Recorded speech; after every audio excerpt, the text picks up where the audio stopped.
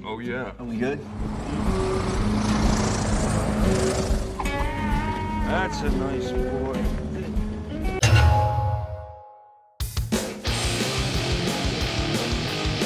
Halo brother semua, semoga tetap sehat, sukses dan bahagia selalu. Sekedar disclaimer sebelum nonton video ini, silakan rebahan dan sekali dicomot gorengannya. Yuk lanjut, inilah Blow.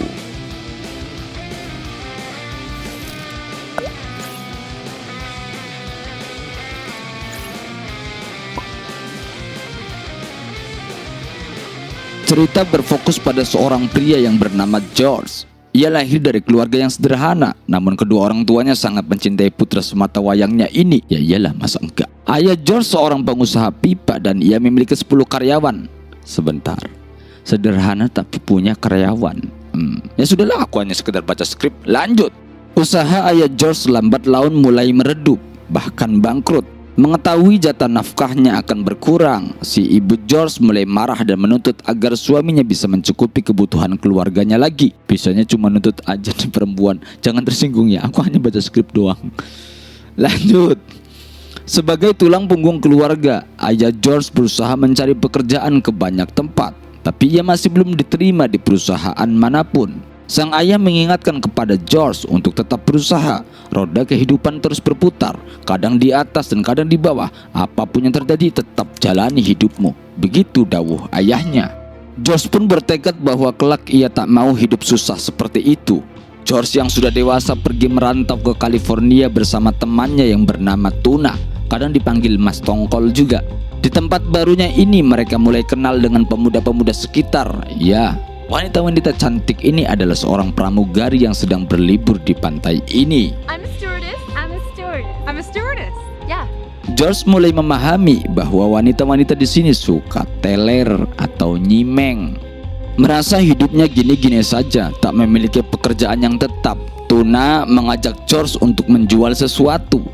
Saat itulah teman wanita George menyarankan untuk menjual ganja, dan ia juga tahu siapa bandar ganja di tempat ini. Tak perlu berpikir panjang, George dan Tuna pun menemui orang itu. Dia bernama Derek, ini dia tampangnya. Pemilik 2 klub malam dan juga penyuplai ganja. Singkatnya mereka pun langsung meminta ganja kepada Derek. What the fuck is that? Setelah mendapatkan barang itu, George dan Tuna menjual kepada teman-temannya di pantai. George pun mulai menghasilkan uang dari bisnis barang haram ini. Atas rekomendasi temannya yang bernama Kevin Duli yang juga pecandu ganja, George pun ingin menjual ganja ke wilayah timur dengan harapan untuk memperluas pengedaran barang ini. George pun bertemu lagi dengan Derek untuk menawarkan rencana itu. Setelah bercakap-cakap, awalnya Derek ragu mengenai rencana George, namun karena keuntungan lebih tinggi yang dijanjikannya, membuat Derek menyetujuinya. George ternyata sudah merencanakan cara menyuplai barang haram ini, yaitu dengan memanfaatkan teman-teman wanitanya yang bekerja sebagai pramugari agar terhindar dari pemeriksaan petugas bandara. George mulai mengirimkan ganja ke wilayah timur melalui teman pramugarinya yang bernama Barbara. Namun lambat laun Kevin Duli merasa barang yang dikirim masih kurang cukup. Ia ingin George menambah lebih banyak pasokan ganjanya. Untuk menyiasati kekurangan ini sekaligus agar George bisa mendapatkan pasokan ganjanya langsung dari sumbernya tanpa melalui agen, ia dan teman-temannya pergi ke negara Spanyol untuk bertemu Sergio Ramos. Masa sih? Bukan goblok, tapi untuk mencari pemasok utama tumbuhan ganja. Dikira mau main bola. Mungkin main bola di perkebunan ganja. Lanjut. Setelah menelusuri berbagai tempat dan sekaligus mencari informasi si pemasok, akhirnya George bertemu dengan Santiago. Dia salah seorang yang mampu menyediakan ganja dalam jumlah besar. Dan ternyata Santiago memiliki 5 karung ganja kering siap pakai. George berniat membeli semuanya dengan harga awal $50.000 atau setara dengan 775 juta rupiah. Oh. Minggu depannya, George kembali ke Spanyol untuk mengambil ganja tersebut dengan sebuah pesawat jet kecil.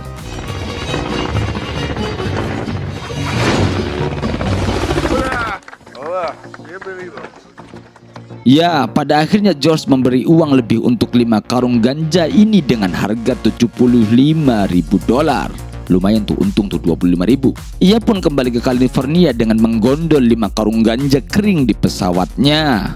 Setelah mendapatkan banyak uang dari hasil penjualan ganjanya, kehidupan George jauh lebih baik, gak malah baik sekali malah.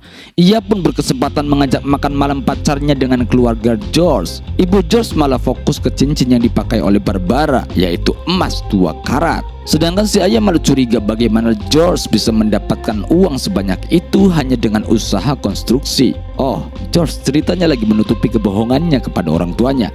Ya, mereka tidak mengetahui bisnis apa yang sesungguhnya George jalankan.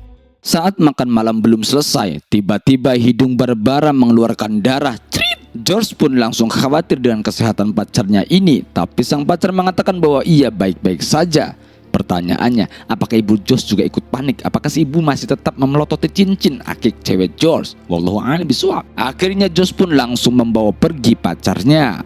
Kabar burung emprit meluas, desas-desus informasi berseliweran. Hingga suatu hari George diseret ke meja hijau dengan tuduhan penyeludupan ganja seberat 660 pon. Hakim pun memberikan hukuman kepada George untuk mempertanggungjawabkan perbuatannya itu. Saat keluar gedung pengadilan, Barbara sudah menunggunya di tepi jalan. Ia menanyakan mengenai vonis yang diberikan hakim. George pun mengatakan hukumannya ada 5 tahun dan bisa turun jadi 2 tahun jika meminta bantuan kepada Hotman Paris, maksudnya pengacara. Namun Barbara mengatakan bahwa ia tak mau menunggu 2 tahun bukan karena tak setia. Namun penyakitnya sudah semakin parah. Pada akhirnya George tak bisa menikahi kekasihnya. Ia meninggal saat George baru saja keluar penjara. Innalillahi. Sedih sekali. Ia ditinggal mati kekasihnya. Saat itu juga teman-temannya mulai meninggalkannya. Semua sudah berubah beradab. Di masa sedih ini, George mengunjungi kedua orang tuanya. Ibunya ternyata sudah tahu bisnis apa yang dijalankan anaknya itu. Ia tampak kecewa. Sementara si ayah hanya ingin menjadi ayah yang baik buat putranya dan selalu mendukung jalan hidup yang dipilih George. Saat George ngobrol santai dengan ayahnya, tiba-tiba datanglah segerombolan polisi masuk ke rumah orang tua George. Dan George tak sempat melarikan diri. Ternyata ibunya George inilah yang melaporkan ke pihak polisi bahwa George sang buronan berada di rumah ini.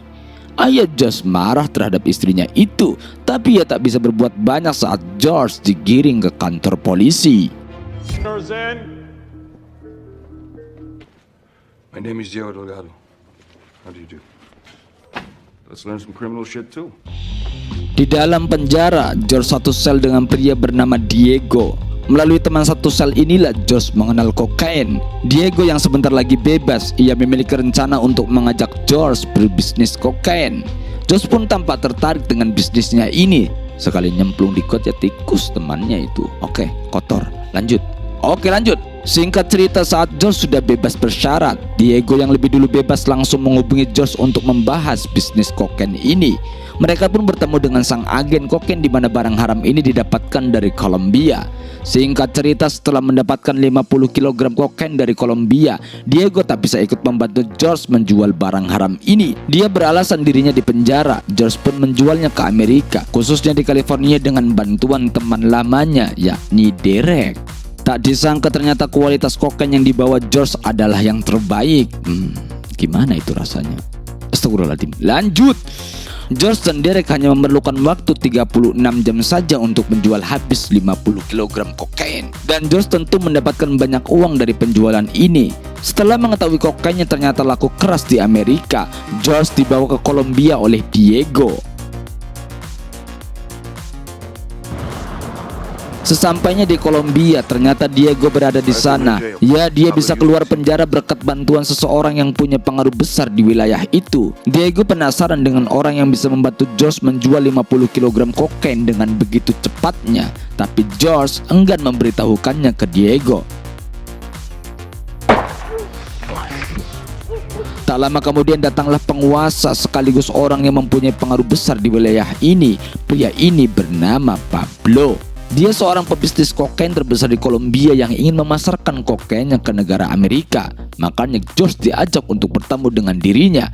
Kemudian George menawarkan bisnis bahwa ia mampu mengangkut sekaligus memasarkan kokain ke Amerika dengan biaya $10.000 per kilogram. Pablo setuju dengan tawaran yang diberikan George. Pada tahun inilah kokain mulai tersebar di Amerika dan begitu banyaknya orang yang menyukai barang haram ini. Ternyata anakku nangis. Sebentar dulu coy. Oke, lanjut. Tadi anakku nangis, maaf ya. George dan Diego mendadak jadi sultan dengan bisnis barunya ini. Setiap sudut rumah mereka terdapat tumpukan uang dolar hasil penjualan kokain. Hal inilah yang membuat George mau menyimpan 30 juta dolarnya ke sebuah bank di Panama. Beberapa hari kemudian, tepatnya di acara pernikahan Diego, George bertemu dengan wanita bernama Mirta. Ya, dia kesemsem atau sedikit sange sama si cewek manis itu.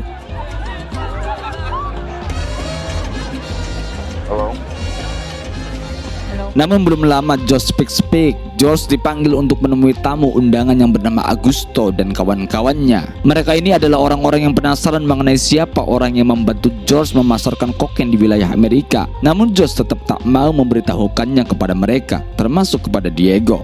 Waktu terus berjalan, George pun akhirnya menikah dengan Mirta dan tinggal di rumah yang megah dengan beberapa koleksi mobil mewah di garasinya. Hingga suatu saat keluarga George menyambangi rumah putranya ini. Mereka pun terkagum-kagum dengan apa yang dimiliki oleh putranya saat ini. Namun ayah George tahu bahwa putranya belum berubah banyak. George tak mau membohongi ayahnya, tapi sang ayah tak peduli dengan bisnis anaknya. Ia tetap mensupport dan menyayanginya. You happy?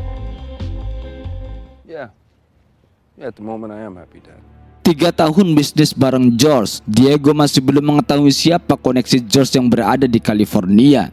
Namun ambisi Diego kali ini tak terbendung. Ia terus menekan George agar segera memberitahu siapa orang itu. Sedangkan George masih tetap membeku berusaha menyembunyikannya. Kemudian datanglah sekelompok orang yang hendak membeli kokain. Namun saat transaksi berlangsung, Diego masih ngoceh dan terus meminta George memberitahukan siapa koneksinya. Karena hal inilah terjadi kesalahpahaman dengan pihak pembeli. Mereka menodongkan pistol ke arah George dan terjadilah bahu George terkena tembakan. Beberapa hari kemudian akhirnya George menyerah hingga mengenalkan Diego kepada Derek, koneksinya di California. Setelah itu di suatu pesta tahun baru, George yang juga hadir dengan istrinya bertemu dengan Augusto. Namun di pesta ini George tak melihat keberadaan Diego. Augusto pun menjelaskan bahwa saat ini Diego tinggal di rumah barunya di Pulau Normanchai. Mungkin letaknya di Bahama ya. Normanchai letaknya di Bahama. Mendengar hal ini George curiga dengan Diego. Lalu ia menghubungi Derek untuk menanyakan apa yang telah mereka sepakati. Namun Derek tak menjelaskannya. Keesokan harinya dengan penuh emosi, George pergi ke kediaman Diego di Normanchai. Ya, dia bermaksud menanyakan kenapa dirinya berkhianat. I did not. I talked to Derek. You know, this is my operation, my dream. So go home. Dan ternyata Diego ingin menguasai pasar Amerika tanpa kerjasama dengan George. Dengan kata lain, ia bermaksud menjual kokainnya langsung dengan bantuan Derek sebagai koneksinya. George pun marah dan langsung menodongkan pistol ke kepala Diego. Sedangkan Diego langsung memerintahkan anak buahnya untuk mengusir George dari rumahnya. Sebelum meninggalkan pulau, George dihajar habis-habisan oleh anak buah Diego. Malamnya George yang sudah babak belur mengatakan ke istrinya bahwa dia mau tobat. Beberapa bulan kemudian Mirta melahirkan seorang anak perempuan. Gak usah tanya itu buat anaknya kapan. Ya, dia diberi nama Christina. Dengan lahirnya Christina, George ingin memperbaiki hidupnya dengan menjadi seorang ayah yang baik seperti orang tuanya.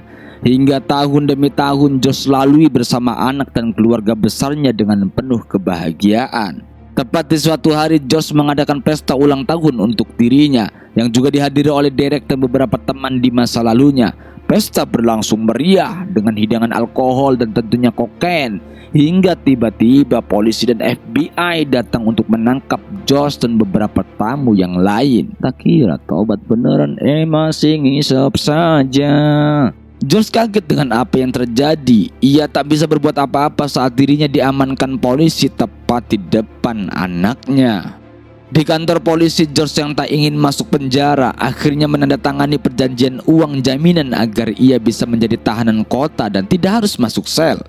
Kesempatan ini membuat George bisa keluar dan mengunjungi orang tuanya. Tapi sayangnya, ibu George tak menerima kedatangan putranya. Ia sudah sangat kecewa. Tak sudi aku, jijik aku. Mungkin begitu. I don't have a son anymore. Sedangkan sang ayah hanya bisa menenangkan George. Ya, dia masih menyayangi putranya, tapi apa daya, laki-laki tak berkuasa di sini. Perbuatan George sudah bukan tanggung jawabnya lagi. George kemudian pergi ke bank di mana ia menyimpan semua uang hasil bisnis kokainnya. Sesampainya di sana, pihak bank menjelaskan bahwa pemerintah Panama sudah memblokir dan menyita semua uang George. Tentunya hal ini membuat George sangat kecewa, pusing 7 keliling. George pun kemudian kembali ke rumah menemui istri dan anaknya. Tapi suasana sudah berubah. George sudah membuat kecewa dan sedih putri tercintanya. Sementara si istri sudah emosi karena George tak lagi memiliki harta yang melimpah seperti dulu. Hingga suatu malam George dan Mirta terlibat adu cocok di mobil di mana mereka sedang pergi ke suatu tempat. Mirta terus ngoceh dan ngoceh meluapkan semua emosinya kepada sang suami yang sedang menyetir mobil dan plekecet. George hilang kendali. Ternyata mobil polisi yang berada di belakangnya melihat keributan keluarga ini. Mirta yang masih emosi langsung diamankan oleh polisi. Ia pun mengatakan bahwa George menyimpan kokain di bagasi mobilnya. Sialan, istri sendiri yang melaporkan. Pada akhirnya George kembali tertangkap polisi. Ngerti-ngerti 3 tahun kemudian, Mirta dan anaknya mengunjungi George di penjara. Mirta mengatakan bahwa ia telah menggugat cerai George dan mendapatkan hak asuh atas Christina.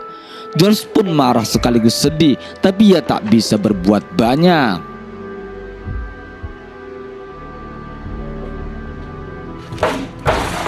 Setelah beberapa tahun di penjara, George akhirnya bebas. Ia teringat kepada putrinya. Untuk mengobati rasa kangen dan sekaligus mencoba memperbaiki hubungan dengan putrinya, ia sesekali menjemput anaknya sepulang sekolah.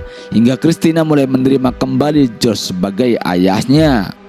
Karena ingin memperbaiki keadaan sekaligus mencari penghasilan lagi, George yang masih punya koneksi dengan produsen kokain di Kolombia. Sebentar, benar-benar tidak berubah ini mah. Ini mah bukan kerjaan saja tapi hobi. George pun akhirnya kembali berbisnis kokain. Kali ini ia berbisnis dengan teman lamanya, Kevin Dooley. Mereka pun membahas sistem kerjanya hingga disepakatilah kerjasama sekaligus bagi hasil dari bisnis ini. Hingga suatu hari George mengatakan kepada putrinya bahwa ia ingin mengajak liburan kemanapun yang putrinya mau. Dan Christina ternyata ingin pergi liburan ke California. George pun berjanji bahwa ia akan mengajak putrinya itu kembali ke bisnis kokain. Pengiriman dari Kolombia pun telah tiba. That's a nice boy. Oh yeah. Are we good? George Dooley beserta kawan-kawannya berkumpul di suatu rumah untuk icip-icip tipis barangnya. Maksudnya kokainnya. Tiba-tiba sikap mereka diam dan George tak tahu apa yang terjadi dan ternyata Let's do it. yes, FBI telah merencanakan penyergapan terhadap George. Rupanya semua ini adalah settingan dari FBI untuk memberantas barang haram ini. Lagi-lagi George harus mendekam di penjara dan divonis 60 tahun penjara. Yang membuatnya sangat sedih adalah ia lagi-lagi membuat kecewa Christina, putri kesayangannya. Apalagi ia telah berjanji liburan bareng dan harus gagal. Saat di penjara, penasehat hukumnya Hotman Paris memberi sebuah tape recorder yang digunakan George untuk menyampaikan pesan kepada ayahnya. Ia menyampaikan pesan yang isinya bahwa dirinya sangat menyesal dan terus membuat kecewa orang tuanya. Memang penyesalan ada di belakang, kalau di depan ya perkenalan. Waktu terus berjalan hingga George tua. Hingga suatu saat George berjalan-jalan di halaman belakang lapas. Ia melihat Christina datang mengunjunginya. George sangat bahagia saat melihat putri kecilnya sudah tumbuh dewasa. George pun mengajak keliling putrinya ke halaman belakang lapas. Namun tiba-tiba petugas lapas mengatakan bahwa hari sudah mulai gelap. Waktunya kembali ke dalam sel. Ya, ternyata George hanya berhalusinasi melihat anak tercintanya. Kenyataannya selama di penjara, George tak pernah sekalipun dikunjungi oleh putri tersayangnya. Film pun tamat. Sudahlah, gak ada kata-kata mutiara. Sini aku bisikin saja. Gak ada yang instan di dunia ini. Kalau mau kaya, tenang, bahagia, ya kerja. Yang instan cukup Indomie saja, kamu jangan.